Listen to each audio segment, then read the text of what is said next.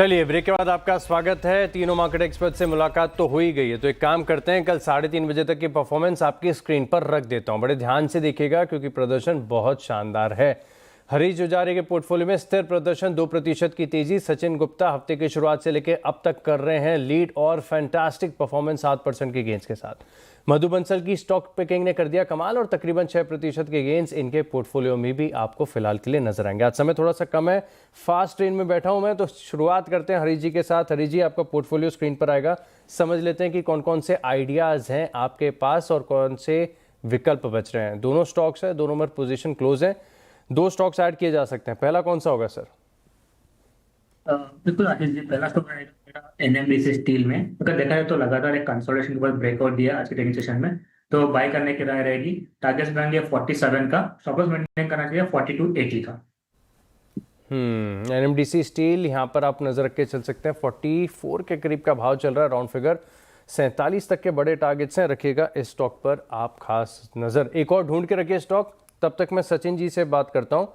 सचिन जी, आपके पोर्टफोलियो में क्या क्या है? 7% के शानदार गेंस हैं। स्ट्राइड्स फार्मा प्रॉफिट बुकिंग कर ली, 15 स्फूर्ति, ये भी बहुत बढ़िया आइडेंटिफाई किया। बताइए सर, कौन सा स्टॉक होगा पहले?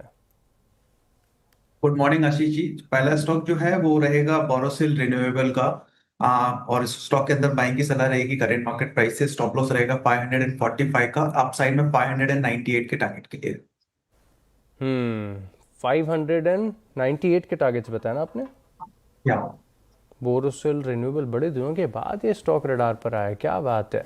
545 का स्टॉप लॉस, 598 का टारगेट, बोरोसिल रिन्यूएबल्स, इस स्टॉक पर रखिएगा नजर। ढूंढ के रखिए एक और स्टॉक। तब तक एक काम करते हैं, मधु बंसल से बात करते हैं। पोर्टफोलियो आएगा स्क्रीन पर, क्या क्या है। बीएससी लिमिटेड वेल आइडेंटिफाइड, नतीजों से पहले आज भी ऊपर है। आइडिया फूड जो थोड़ा सा फ्लैट हो गया, कोई बात नहीं। विकल्प आपके पास भी 2 शेयरों का है, बताइए कौन सा स्टॉक चुनेंगे आप? जी, मेरा पहला स्टॉक रहेगा जीआरएससी में, गार्डन रीच शिप बिल्डर्स में। डिफेंस सेक्टर से ये स्टॉक है, अच्छा परफॉर्म कर रहा है। करंटली 3089 पर ट्रेड करता हुआ ये स्टॉक 3365 का टारगेट रखकर चलना चाहूंगी और स्टॉप लॉस 2990 का।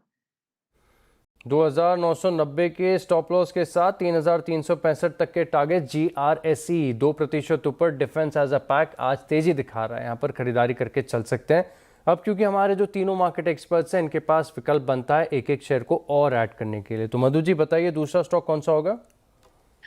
मैं सर दूसरे स्टॉक के लिए थोड़ा सा इंतजार करना चाहूंगी। इंतजार करना चाहेंगे दूसरे स्टॉक के लिए, कोई बात नहीं, वेट एंड वॉच की रणनीति है। सचिन जी, 7% के बढ़िया गेंस है आपके पोर्टफोलियो में, अभी मुकाबले में आप सबसे चल रहे हैं आगे, उम्मीदें आपसे ही ज्यादा हैं। बताइए सर, कौन सा होगा स्टॉक?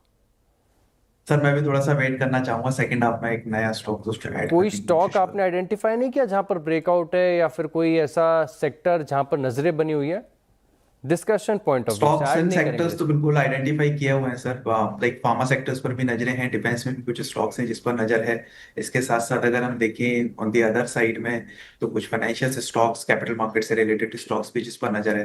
बट मार्केट चूंकि थोड़ा सा एक रेंज में ट्रेड कर रहा है, तो मुझे लगता है कि हो सकता है सेकंड हाफ में कुछ स्लाइड सेलिंग प्रेशर्स देखने को मिले, तो इस वजह से थोड़ा सा वेट एंड वॉच करूंगा। ठीक बात है, ठीक बात है। डल मार्केट्स में ना वैसे भी ट्रेड में इंसान फंस ही जाता है, कब ऑफ हाइज और कब ऑफ लोज के एक्शन आ जाए समझ में नहीं आता। ठीक बात है।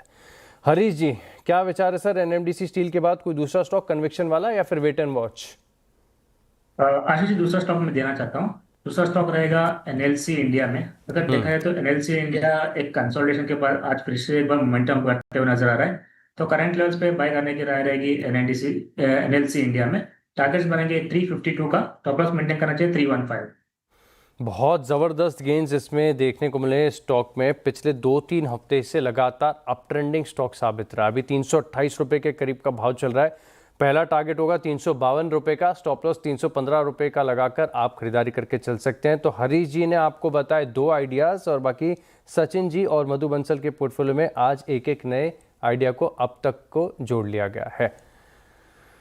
बिल्कुल, तो चलिए पोर्टफोलियो की तैयारी हो गई है पूरी। अब मैं आपको एक दे देता हूं जानकारी। देखिए, भोपाल वडोदरा में सफल कैंप के बाद अब निवेश निर्णय की टीम 9 मई को हैदराबाद पहुंच रही है, जहां फोकस होगा निवेशकों और ट्रेडर्स से खास मुलाकात और चर्चा का। अगर आप मार्केट को लेकर उत्साहित हैं और ट्रेडिंग और इन्वेस्टिंग में गहराई से उतरना चाहते हैं तो निवेश निर्णय सेशन बिल्कुल भी मिस नहीं करना चाहिए आपको। खासकर इस बाजार में तो आपकी समझ ही आपको नुकसान से बचाएगी। CNBC आवाज के मैनेजिंग एडिटर अरुण सिंघल खुद इस लर्निंग सेशन में शामिल होकर हैदराबाद के ट्रेडर्स और इन्वेस्टर्स के सवालों का जवाब दें। तो अगर आप भी अनुज सिंघल से मिलना चाहते हैं और सीधे सवाल पूछना चाहते हैं तो 9 मई की तारीख नोट कर लें।